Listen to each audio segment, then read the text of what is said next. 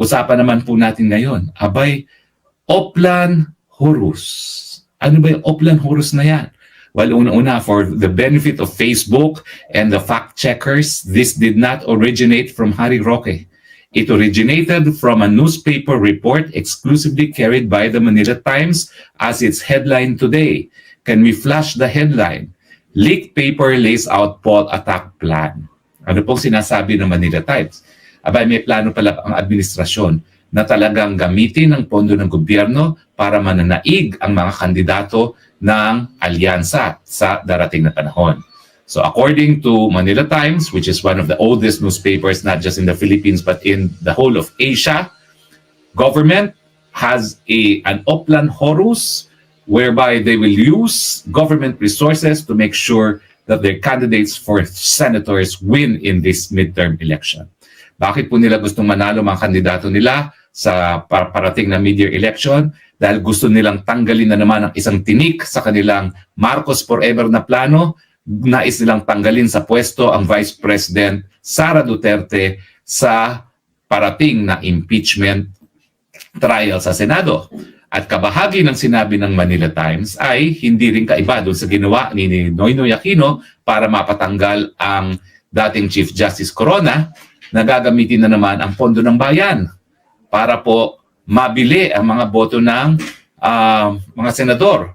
Tayo po nagsampa ng kaso, kaya po napawalang bisa ng Korte Suprema yung Disbursement Acceleration Plan na naging pondo na binigay ng Aquino government sa mga senador para bumoto sa impeachment ni Corona. Ano naman daw po ang gagawin nila para makakuha ng boto para sa impeachment ni Inday Sara Duterte? Abay, ang gagawin daw po nila ay meron silang for later release.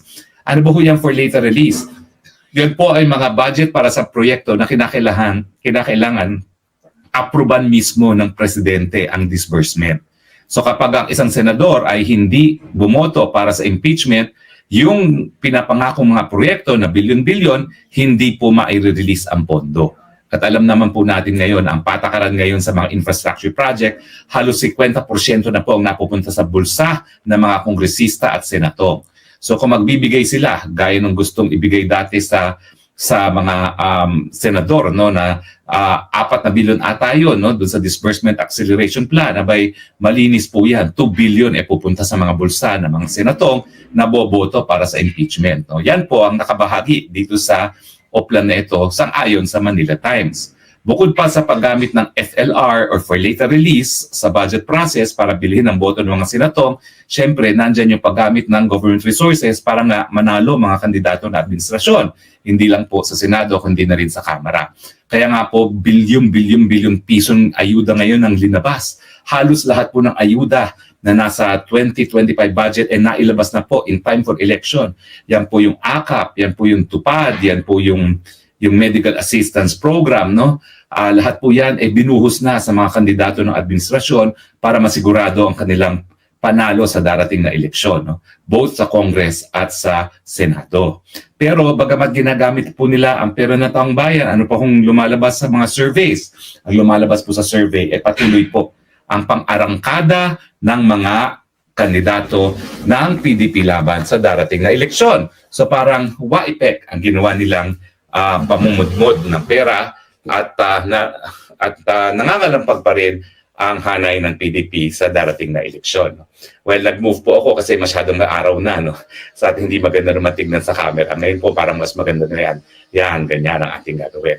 So, mukha pong hindi gumagana ang Oplan Horus dahil matindi po ang pagkagalit ng tao nung sila po ay kinidnap ang dating Presidente Duterte at pinadala sa Hague para litisin. Ang nangyari pa dyan, yan ang naging pinakamalakas na campaign tool ng PDP laban para masigurado ngayon ang PDP 10, ang Duterte 10. Ang problema na lang talaga, sino yung dalawang nananatili? Yung dalawa na inendurso ni BP Sara, si Amy Marcos at si Camille Villar, o yung dalawa na di umano ay sinusuportahan ni Tatay Digong, no? Si Gringo Unasan at saka si Colonel Quirubin, Ariel Quirubin. Tingnan po natin kung sino mananaig. No? Pero malinaw naman po dyan na dun sa dalawang natitira, whether be it Camille Villar, Amy Marcos, Quirubin, or si Onasan, yan naman po ay mga proven na susuporta kay Tatay Digong. No? So, I think it's really a numbers game.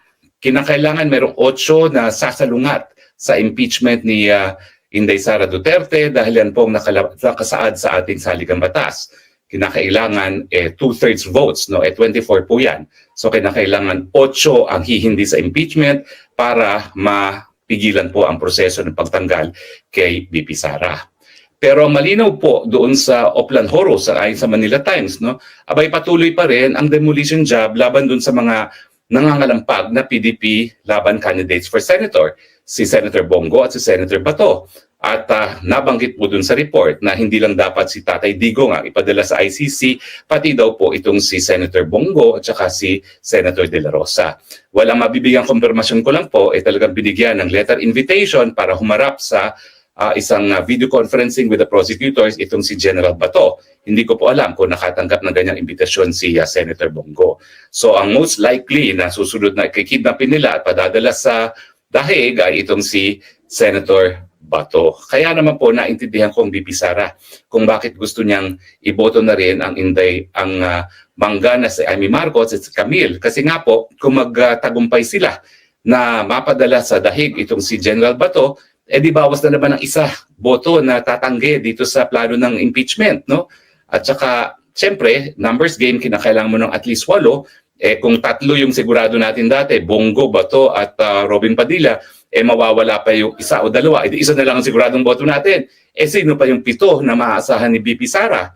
So at least kahit papano, nandyan si Amy Marcos, nandyan si Camille Villar, meron ng 3. Kasi si Robin Padilla naman, walang possibility na mapadala sa ICC. So titignan na lang natin kung paano yung mga boboto mga independyente, no? Gaya ni Senator, ano pangalan nito? Senator si GIL Naco Villanueva. Paano boboto yan? Siyempre, Alan Peter Cayetano, si Pia Cayetano, sana naman po ay boboto. Pero 6 pa lang po yan. No? Hindi natin alam kung paano pa boboto yung iba. Kaya talaga naman pong lahat ay dapat gawin natin para pumasok ang Duterte. Dahil yan po talaga ang best insurance natin na hindi matatanggal ang ating Vice President sa kanyang katungkulan. In any case, malaki naman po ngayon ang pag-asa nitong si Philip Salvador, Marcoleta at saka itong Jimmy Bondoc, no, na talagang pumapasok, no. Ang Marcoleta po wag po nating i-discount yan dahil ang Marcoleta po ay isang iglesia, no. At inaasahan natin na bibigay ng todo suporta ang iglesia para kay Congressman Marcoleta, no. At ang balita ko nga is yung mga humingi ng endorso sa Iglesia ni Cristo kinakailangan suportahan nila si Marcoleta dahil si Marcoleta naman talaga ay kabahagi ng hanay na Iglesia ni Cristo. So bakit nga namang susuporta ang mga iglesia members kung hindi naman susuportahan ng politikong lokal ang kanilang kandidato para sa Senado. So sana po siguraduhin natin na makapasok man lang itong si Marcoleta, Congressman Marcoleta bilang senador. At si Philip Salvador naman po, dahil artista, hindi na niya kinakailangan ng tulong ko. Sigurado na po siguro yan papasok, lalong-lalo na nandyan na nga po yung tinatawag nilang tidal wave na ginawa ng administrasyon para manalo ang Duterte. At si Jimmy Bondoc, surprisingly po, dahil yan ay bagito sa politika, may posibilidad din pong manalo. No? So sabihin na natin na 4 ang sigurado ng manalo, matagal pa naman po eleksyon. Pwede pa natin habulin yan para yung natitira pang 6 ay makapasok din. Kasi kung makapasok yung 10 at meron na tayong 3 doon sa Kongreso, safe na po si Inday Sara sa impeachment trial. Hindi na po siya mapapatanggal. At yan naman po, according to Operation Horus, kabahagi talaga ng plano nila. Now, nakasaad din sa Operation Horus na talagang pupulbusin ang mga Duterte kasama ang kanilang mga aliado. Bagamat ako po hindi na pangalanan, alam naman natin na matapos na ipakulong nila si Pastor Kibuloy, ako'y sinunod. No? Ako po ay kinulong na 1 araw at hindi po nagtagal. Ako'y inanoon nila, sinight in contempt muli ng Quad Committee. At nung siguro matapos na ako'y nawala na sa bansa, napansin ng DOJ na hindi talaga ako mapapabalik sa bansa na walang kasong kriminal, abay hinabol yung kaso ng qualified trafficking. yung kaso po nila sa qualified trafficking sa original complaint affidavit, hindi po ako kasama ha. Kaya nga po kaduda-duda na bigla akong sinama sa supplemental filing nila for qualified trafficking at ang bababaw ng ebidensya. Kung yan po ay magiging basihan para sa pahanap ko ng kaso, malinaw na malinaw po yan dito sa aking kaso ng asylum, no? Na talagang yan ay, ang tinatawag po dyan is unjust prosecution dahil wala po talagang kaebidensya, no? Bukod dun sa isang papel na wala namang pumirma na ako daw po ay legal ng Lucky South 99. Sa katunayan po, hindi po sapat na rason yan. Sabihin na natin totoo, pero hindi po yan totoo. Ang aking kliyente ay nagpapaupa lang sa Lucky South 99.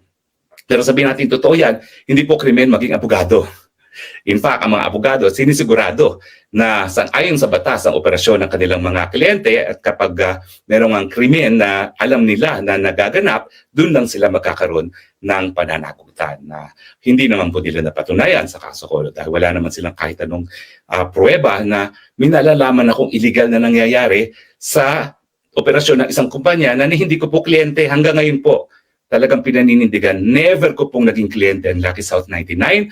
Ang lahat po ng pleadings na naisampa ko sa MTC, sa Pampanga, sa RTC, Pampanga at sa Court of Appeals, linagdaan ko po yan bilang abogado ng Whirlwind Corporation at hindi ng Lucky South 99. So yan po ay prueba kung sino talaga ang kliyente ko, hindi po Lucky South 99 na nakabinbin sa hukuman. In any case, nailabas ko lang po yan kasi according to Oplan na Horus, kung hindi sila mananalo na fair and square, talagang sinisiraan nila na puntodo ang mga kandidato ng administrasyon, ang mga administrasyon at ang kanilang aliado. Kasi ang BP Sara naman, hindi naman kandidato pa ngayon para sa kahit anong posisyon. No? Pero inuunahan na nila yung 2028 elections. Kasi naniniwala sila, and this is wrong, na kapag natanggal ngayon si BP Sara, hindi na siya makakatakbo sa 2028. Ang aking paninindigan po, walang kasama accessory penalty ang impeachment kung hindi ang pagkakatanggal sa pwesto. Bakit po? Kasi yung disqualification from office, may batas po yan. At ang accessory penalty, nakasaad po yan sa revised penal code. Pero ang trial naman by virtue of an impeachment, hindi po yan sakop ng revised penal code. So saan po manggagaling yung accessory penalty ng disqualification from public office? Wala naman pong nakasaad na ganyan sa rules ng impeachment o di naman kaya doon sa provision ng impeachment, no, sa ating saligang batas. So I could be wrong, I could check that, pero yan po yung aking last recollection dahil matagal-tagal na rin ako hindi nagtuturo, no? So I will have to check. Pero ang aking recollection po, kinakailangan merong batas na nagpo-provide for the accessory penalty of disqualification from public office na wala naman po sa ngayon, no? So sabihin na natin magtagumpay silang matanggal ang BP Sara, which is remote dahil iboboto natin ang PDP 10, ay hindi po yan sagabal sa pagtakbo ng ating VP Sara bilang presidente sa 2028. Ang tanong, paabutin pa ba natin hanggang 2028? Meron namang kapangyarihan ang sambayan ng Pilipino magsisante ng presidente. Nako, sinasabi nga ni Vice President Sara, baka wala ng Pilipinas sa 2028 kung tayo mag-aantay pa ng 2028. Maghusga na po tayo, hindi po yung krimen. That's not incitement to sedition dahil ang sinasabi ko, 2 beses na po naghusga taong bayan na sipain ang mga walang kwentang mga namumuno sa ating bayan. So, kung mangyayari po yan, 3 beses, yan po ay nakasaad na sa ating 1987 Constitution, bahagi po yan ng kapangyarihan ng taong bayan bilang tunay na soberenya sa ating lipunan. Bago po ako magtapos, inuulit ko po ang aking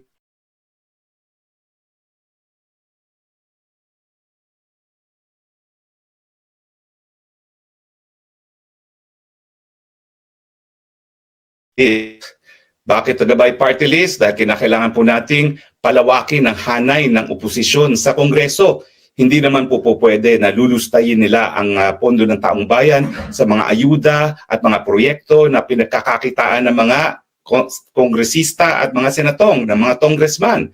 Kinakailangan po magkaroon tayo ng masigla at tunay na minorya dyan sa Kamara de Representante at mangyayari lang po yan kung mananalo ang mga party list na nasa hanay ng Pro-Duterte camp.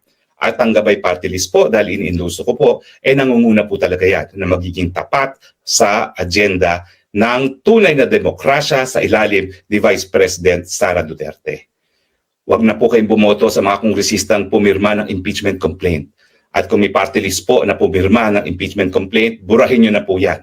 Sigurado po ako ang Gabay Party List, dahil ito po ay bago, hindi po yan pumirma sa impeachment complaint. At ang Gabay Party List, ulitin ko po, sisiguraduhin na mabuhay ang demokrasya sa Kamara de Representante, hindi po magiging rubber stamp, hindi po magiging tautauhan, maninindigan po yan para sa kabutihan ng bayan, susuporta kay Vice President Duterte at sa demokrasya. Gabay Party List po, 139 sa balota. So maraming salamat po ha sa inyong patuloy na pagtangkilik. Ang aking huling hihingin sa inyo, biguin po natin itong oplan nila. Panalunin po natin ang Duterte 10, ang ating Gabay Party List 139, tambakan po natin sila sa resulta ng Duterte. At kung sino man dun sa apat na nabanggit, Amy Marcos, Camille Villar, Marcoleta, or Kirubin, iboto po nyo dalawa dyan sa apat na yan para masigurado tayo na mabibigo ang kanilang oplan.